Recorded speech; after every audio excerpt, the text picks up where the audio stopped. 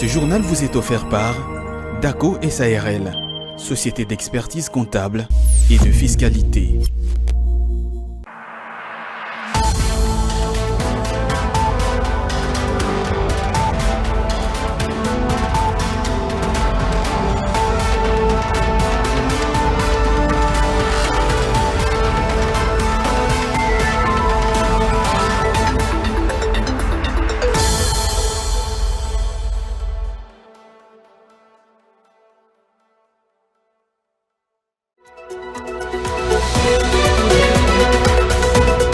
D'après la note de conjoncture économique, 33,4 milliards de dollars américains représentent l'évolution de la position nette des avoirs des banques commerciales en monnaie nationale à la Banque centrale du Congo. Nous sommes là en République démocratique du Congo. Il s'ensuit conséquemment une baisse des réserves obligataires en devises nationales de ces banques. Plus de précisions dans le corps de ces journaux. Les commerçants du marché Zigida à Kinshasa implorent les autorités du pays pour que cette dernière réhabilite l'avenue Dimal dans son tronçon compris entre les avenues Luambo Makiadi et Kassavubu qui se trouvent dans un état de délabrement très avancé présentement. Vous les écouterez dans le corps bien sûr de ce journal. Après plusieurs mois de boycott de services, les organisations syndicales du secteur de la santé ont décidé de reprendre le chemin du travail ce lundi 6 novembre. Ils s'inquiètent cependant de sanctions qui pèsent sur certains grévistes. Dans ce journal, ils s'expriment également. Mesdames et messieurs, voilà tout pour la vitrine de votre journal. Les développements et de bien d'autres tout de suite. Bienvenue aux 20h sur Ecofin Télévision. Mesdames et messieurs, on ouvre le bal avec cette information. Il s'est tenu à Luanda le week-end un sommet extraordinaire de la communauté de développement de l'Afrique australe, SADC, avec pour un des principaux objectifs œuvre pour le retour de la paix dans la partie est de la RDC, des assises auxquelles a pris part le président Félix Tshisekedi. Dans le communiqué final de cette rencontre, le participant très préoccupé par la situation sécuritaire des lecteurs du pays ont entre autres réitéré leur engagement à rendre opérationnel le Fonds pour la paix de la SADC. Suivez. Le déploiement imminent de la force de la SADC était le point de mire de cette rencontre ayant réuni à Luanda plusieurs chefs d'État. Le président congolais Félix Tshisekedi avait également rehaussé de sa présence à ces assises. Les participants ont discuté autour de la situation sécuritaire précaire prévalant dans la partie est de la République démocratique du Congo, causée par la résurgence de la rébellion du mouvement de 23 mars, communément connu sous l'appellatif de M23. Sur la situation, les participants ont exprimé leurs préoccupations face à l'occupation des territoires congolais par le M23, cela en violation du cessez-le-feu. D'où les orientations précises et claires ont été données à la mission de la SADC en RDC dans le but de restaurer la paix. Les participants ont manifesté également leur engagement à mobiliser des ressources nécessaires à la promotion de la paix et de la sécurité dans la sous-région. Rappelons que plusieurs présidents ont participé à ces assises. Il s'agit entre autres du président sud-africain, celui de la Zambie et du Zimbabwe. Du Luanda à Kinshasa pour toujours parler du président Félix Tshisekedi qui a pris part cette fois-ci à la cérémonie du lancement officiel de la campagne de vulgarisation de la loi organique numéro 22/03 du 3 mai 2022 portant protection et promotion de la personne vivant avec handicap PVH. Objectif: promouvoir l'inclusion sociale et travailler à l'élimination de barrières pour permettre ainsi à toutes les personnes, quel que soit leur handicap, de participer pleinement à la société et de bénéficier de mêmes opportunités que les autres. Suivez.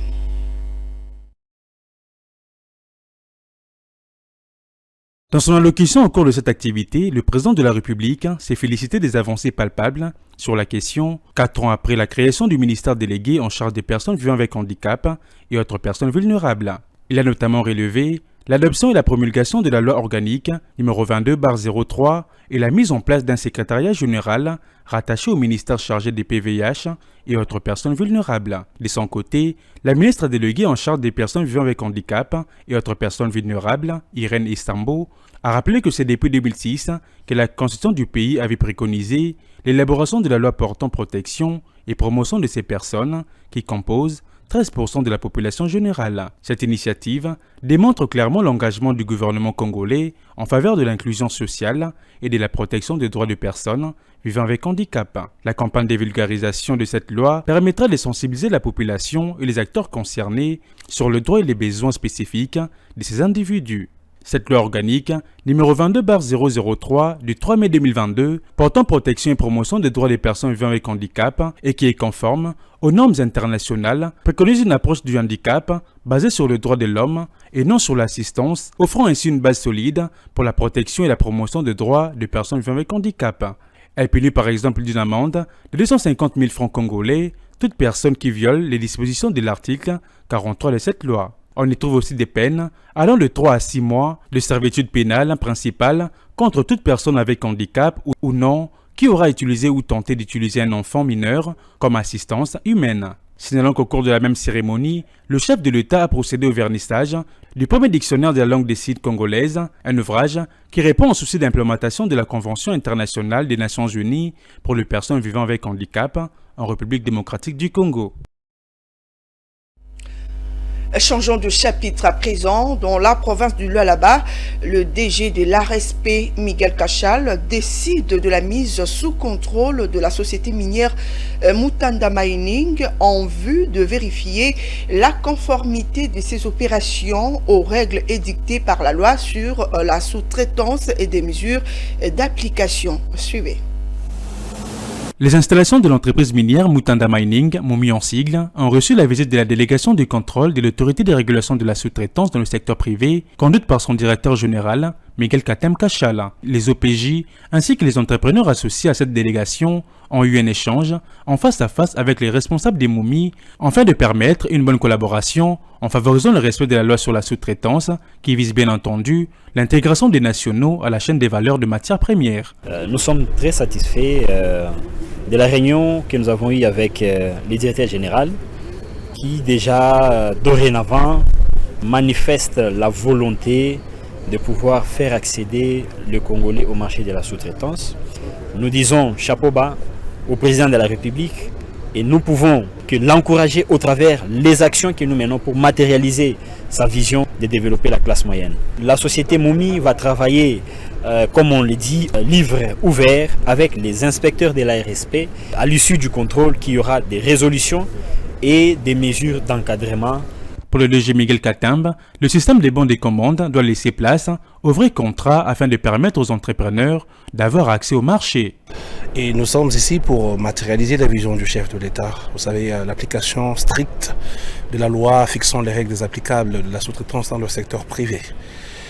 D'ici proviennent des millions de tonnes d'hydroxyde de cobalt, des millions de tonnes de cuivre. Et il faut que cela crée une chaîne de valeur capable à créer des millionnaires congolais. Et c'est pour ça que nous sommes ici.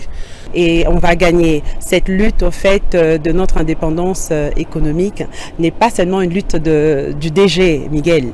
Et c'est une lutte au fait de tout citoyen congolais. Il va sans dire que cette mission de contrôle suscite énormément de l'espoir dans le chef des opérateurs économiques.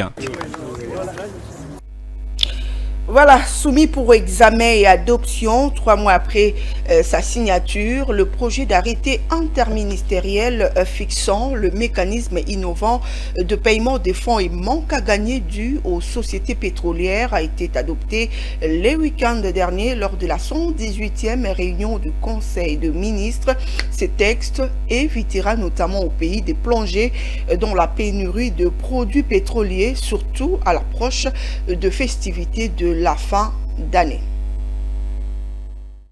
En difficulté d'assurer l'approvisionnement des produits pétroliers dans la zone ouest, faute de moyens financiers, les sociétés pétrolières avaient prévenu les autorités congolaises sur la probable pénurie de ces produits. À vertu de la situation, le gouvernement Samadou s'était engagé à travers un arrêté interministériel d'en assurer l'approvisionnement régulier et continu.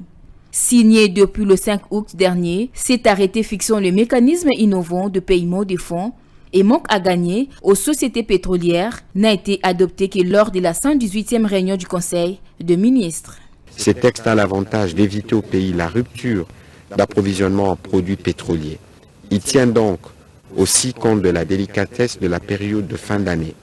Le vice-premier ministre, ministre de l'économie nationale, a passé en revue les modalités de ces mécanismes de paiement par les banques commerciales pour le remboursement progressif de la créance due à la profession pétrolière, tout en soulageant la pression exercée sur le trésor public. Rappelons que les mécanismes contenus dans les dites arrêtés ont été étudiés par les banquiers, les pétroliers, mais également enrichis des avis du Fonds monétaire international.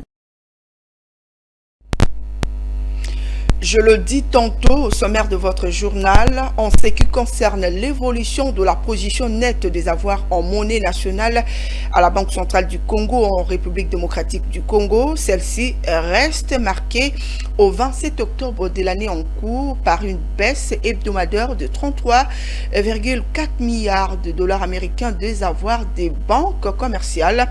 Il s'ensuit conséquemment une baisse de réserves obligatoires en devise nationale de ces banques. C'est ce que renseigne la note conjoncture économique publiée par la BCC. Tous les détails dans ses commentaires. Cette baisse hebdomadaire de 33,4 milliards de francs congolais des avoirs des banques commerciales à la Banque centrale du Congo situe la somme de ces avoirs à près de 3 milliards de francs congolais. S'agissant de la réserve obligatoire en monnaie nationale notifiée qui est fixée à hauteur de près de 3 milliards de francs congolais, il s'avère qu'une position nette des avoirs en monnaie nationale des banques centrales s'est établie à 377,7 milliards contre 411,1 milliards une semaine plus tôt. Une baisse qui s'explique notamment par la souscription des banques aux bons du Trésor ainsi qu'aux bons BCC. La réserve obligatoire en devise se situe par ailleurs à 641,1 milliards de francs congolais. À côté du marché monétaire, la Banque d'émission a également peint le tableau de l'activité bancaire du pays. Ce, pour le mois de septembre 2023. Il en ressort une hausse mensuelle de 1,2% des dépôts de la clientèle pour s'afficher à 11 635 000 dollars américains. Cette structure des dépôts reste dominée par des entreprises privées et des ménages qui ont respectivement représenté 33,2% et 31,8%. Dans la suite, il y a des entreprises publiques, des PME et de l'administration publique. Pour ce qui est des crédits bruts, ils ont enregistré une progression mensuelle de 1,5%, s'établissant à 7 127 000 dollars contre un niveau de 7 023 000 à fin août 2022. Une situation qui découle principalement des crédits octroyés aux petites et moyennes entreprises, entreprises privées et ménages. Signalant que depuis le 3e relèvement en août dernier du taux directeur, le comité des politiques monétaires avait décidé de laisser inchangé ce taux de référence lors de la réunion du 18 septembre dernier. Vous devez savoir également que le nouveau directeur général de la Direction générale de recettes de Kinshasa, Michel Moussaka, a pris officiellement ses fonctions le samedi dernier, quelques jours après sa nomination par le gouverneur de la ville-province de Kinshasa, Jean Tiningo Bilambaka. Son installation est en cours. Il succède ainsi à ses postes à Edi Fumupoko. Suivez. La cérémonie a été présidée par le secrétaire exécutif du gouvernement provincial, André Ngasaki, en présence du ministre provincial de Finances et Économie, Félicien Koulouta. Devant les différents cadres et agents de la régie financière de la ville de Kinshasa, le ministre Koulouta, prenant la parole, a demandé à l'officiant de la cérémonie d'user de tous les moyens de droit afin d'installer de ce lundi 6 novembre le nouveau DG de la Direction générale des recettes de Kinshasa, Michel Moussaka, après avoir constaté l'absence de son prédécesseur Edi Fumupoko, bien que notifié au préalable. Nous pouvons circonscrire la cérémonie de ce jour. Elle consiste en la remise et reprise entre le DG, le directeur général de la Direction générale des recettes de Kinshasa sortant, avec le directeur général de la Direction générale des recettes de Kinshasa entrant. Et cette cérémonie est consécutive. L'arrêté numéro 0410, cabinet du gouverneur, 2023, du 2 novembre 2023, portant nomination d'un directeur général à la Direction générale des recettes de Kinshasa. Le directeur général entrant et sortant ont reçu les copies de l'arrêté. De ces faits, je constate que le DG n'est pas représenté, lui-même non plus n'est pas là. Le secrétaire exécutif, vous êtes en droit de constater la carence et nous devons maintenant utiliser les moyens de droit pour que la remise et reprise soit faite et que l'installation du nouveau DG soit effective. Le nouveau directeur général de la DGRK, Miché Moussaka, aura désormais dans ses attributions la lourde charge de travailler pour la mobilisation accrue de recettes, question de doter l'exécutif provincial de moyens nécessaires de sa politique. Rappelons que Cédine Fils-Maison a été nommé le 2 novembre 2023 par un arrêté du gouverneur de la ville. Voilà, d'après Gires Loutete qui vient de la DGRK, le DG a été donc installé en l'absence de l'ancien DG Fumu Poko. On va continuer dans le secteur de la santé. Les organisations syndicales de ces secteurs ont décidé de reprendre le travail à partir de ce lundi 6 novembre sur toute l'étendue de la République démocratique du Congo au regard de quelques résultats enregistrés à ces jours, notamment la paye complémentaire après plusieurs mois de boycott de services. Suivez.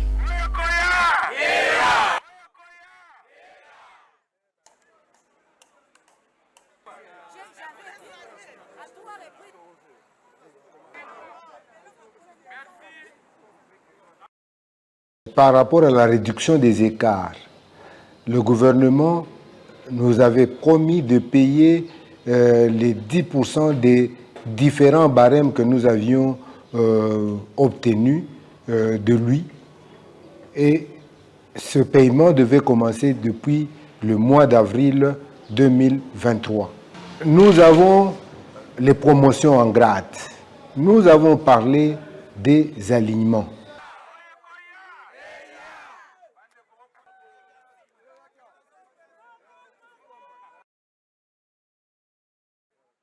Il y a alignement et les listes vont être publiées éventuellement cette semaine du 6 novembre. Les admissions sous statut, ça veut dire l'obtention des matricules. Compte tenu de tous ces éléments, parce que c'est ça que nous avions revendiqué dans le lot du 22 août 2023, le gouvernement a trouvé des solutions à tous ces aspects. Pour quelles raisons nous devrions encore continuer à traîner les pieds pendant que le gouvernement a fait sa part.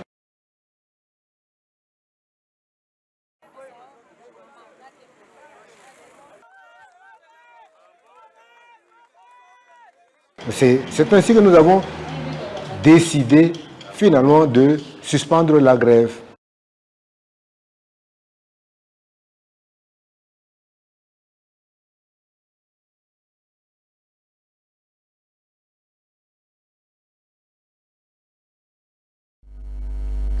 On va à présent changer de chapitre. L'inventeur scientifique congolais Samuel Tsungu a, la semaine dernière, présenté au ministre de la Recherche scientifique et innovation technologique Gilbert Kabanda sa nouvelle création, une machine conçue avec ingéniosité et à base d'objets du quotidien dans un contexte où le ministère espère pouvoir industrialiser puis commercialiser les inventions congolaises. Juvette Mbelou en parle dans ses commentaires.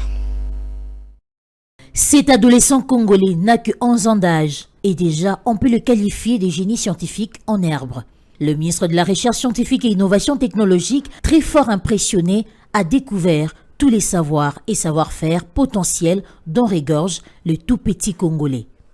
C'était ce jeudi 2 novembre dans son bureau de travail. Le désormais inventeur scientifique à la fleur d'âge est venu présenter au Dr Gilbert Kabanda sa nouvelle création naissante. Samuel Sungu a osé et il a réussi son coup. Tout simplement, pour accomplir son exploit de créer cette machine, il a fait usage des bouchons, des épis crâniennes, des seringues et de certaines matières plastiques. Tels sont les fondamentaux des composantes de son invention. Mais alors quoi comme carburant pour faire fonctionner sa pelle mécanique?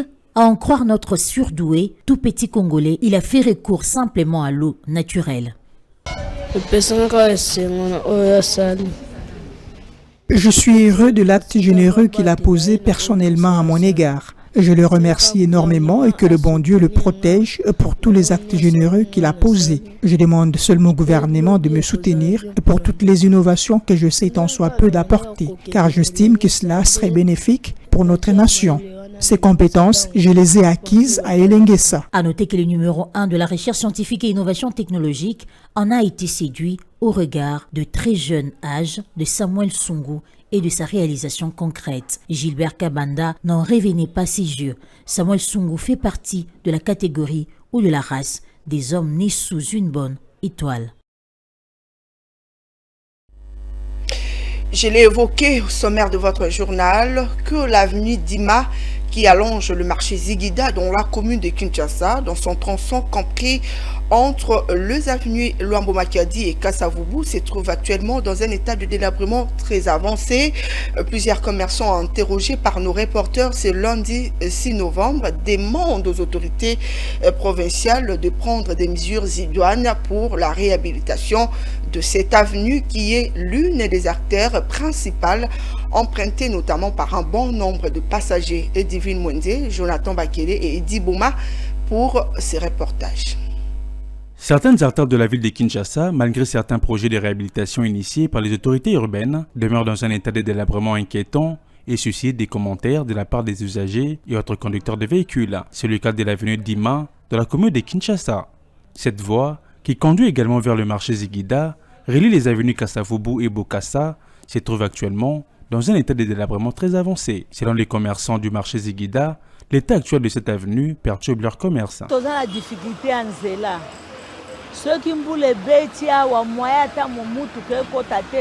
Une fois qu'il pleut de ces côtés, la route devient impraticable. L'on ne sait pas où poser les pieds. Voyez par vous-même l'état délabrant dans lequel se trouve la route. Il nous devient difficile d'accéder au marché sans se salir. Pourtant, nous qui vendons dans ce marché, nous payons régulièrement nos taxes. À cause de cette insalubrité, les clients sollicitent de moins en moins nos articles.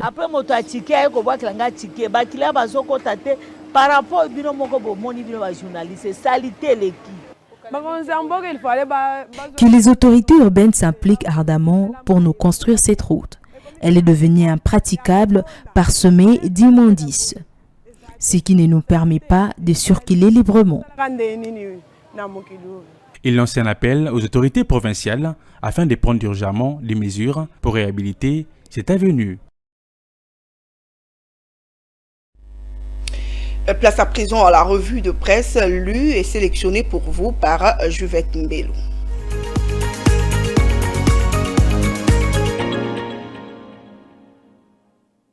Mesdames et messieurs, bienvenue à tous dans cette revue de presse économique. Débutons cette revue de presse avec l'avenir qui titre « La SADC décide de déployer ses troupes en RDC ». Le journal indique que le président de la SADC et président de la République d'Angola, João Lourenço, a présidé la réunion extraordinaire du sommet des chefs d'État et de gouvernement de la Communauté de développement de l'Afrique australe. C'était à Luanda, République d'Angola, le 4 novembre 2023.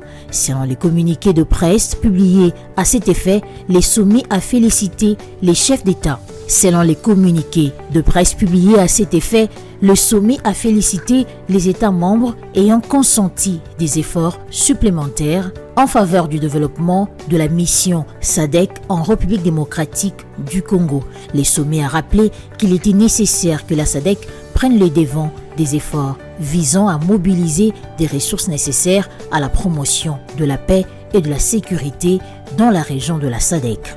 Poursuivons cette revue de presse avec la prospérité qui titre ARSP, Félix Tshisekedi salue les progrès réalisés.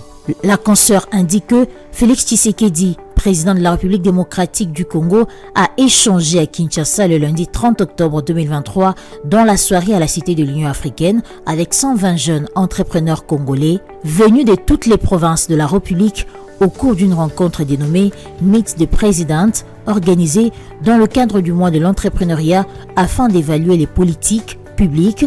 En effet, plusieurs centaines d'entrepreneurs, parmi lesquels des millionnaires en dollars américains, ont fait présenter des témoignages sur les soutiens et l'accompagnement reçus des structures publiques qui travaillent dans des multiples secteurs, notamment de l'autorité des régulations de la sous-traitance dans les secteurs privés, du Fonds des garanties de l'entrepreneuriat au Congo, de l'Agence nationale pour le développement de l'entrepreneuriat au Congo, de l'Agence pour la promotion des classes moyennes, ainsi que le Fonds spécial pour le financement de l'entrepreneuriat des jeunes. Terminons cette revue de presse avec Africa News qui titre pour sa part Katumbi offre des ambulances à Bunia, Uvira, Beni, Kikwit et Matadi. Pendant que ses équipes de communication ont lancé la première partie du documentaire consacré à ses nombreuses réalisations sociales sur fonds propres à travers tout le pays, Moïse Katumbi a choisi d'embrayer sur terrain avec la distribution des ambulances commandées pour presque tous les coins de la République. La semaine dernière, la ville de Bunia, le chef-lieu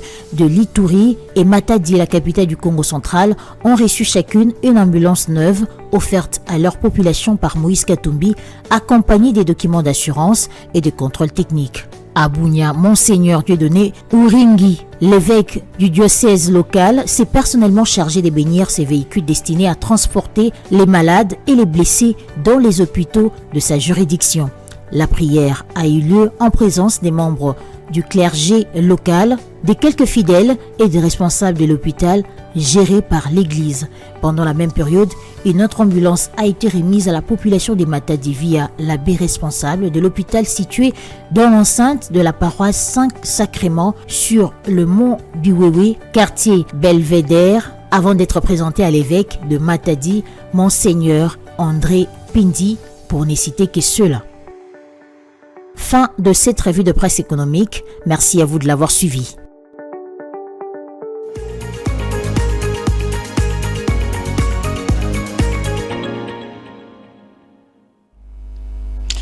Voilà, vous nous avez pris en cours, ne vous inquiétez pas. Voilà, voici en tout cas, c'est ce qui a constitué l'essentiel de cette édition. Nous faisons donc allusion au rappel de titre.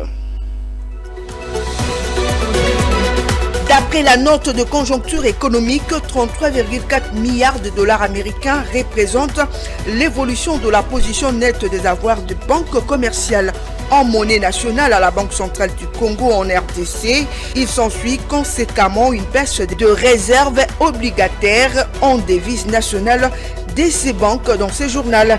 Vous avez suivi un élément complet quant à ce. Toujours dans ce journal, vous avez suivi également les commerçants du marché Ziguida qui implorent les autorités du pays pour que cette dernière réhabilite l'avenue Dima dans son tronçon compris entre les avenues Luambo Makadi et Kasavubu qui se trouve dans un état de délabrement très avancé. Après plusieurs mois de boycott de services, les organisations syndicales du secteur de la santé ont décidé de reprendre le chemin du travail ce lundi 6 novembre. Dans le corps de votre journal, vous les avez suivis et également leurs inquiétudes cependant sur les sanctions qui pèsent sur certains grévistes. Voilà, c'est la fin de cette édition. Mesdames et messieurs, merci à vous de l'avoir suivi.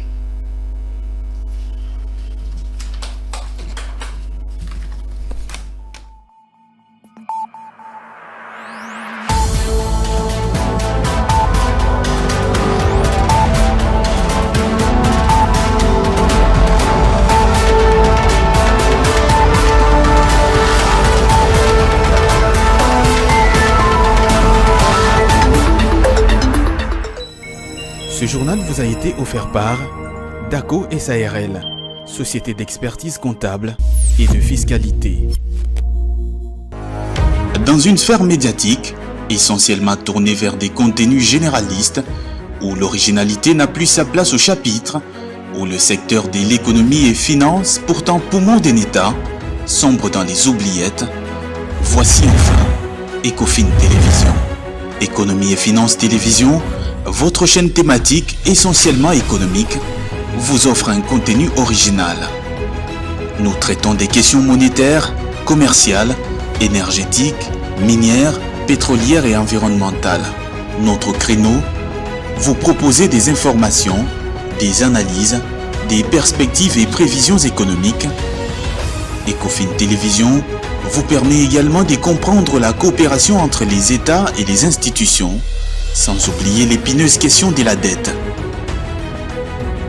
Ecofin Télévision, tout savoir sur les investissements, les échanges commerciaux, la balance commerciale et la balance des paiements, le taux d'échange, l'état des lieux de la lutte contre les détournements des finances publiques, la coopération bilatérale ou multilatérale.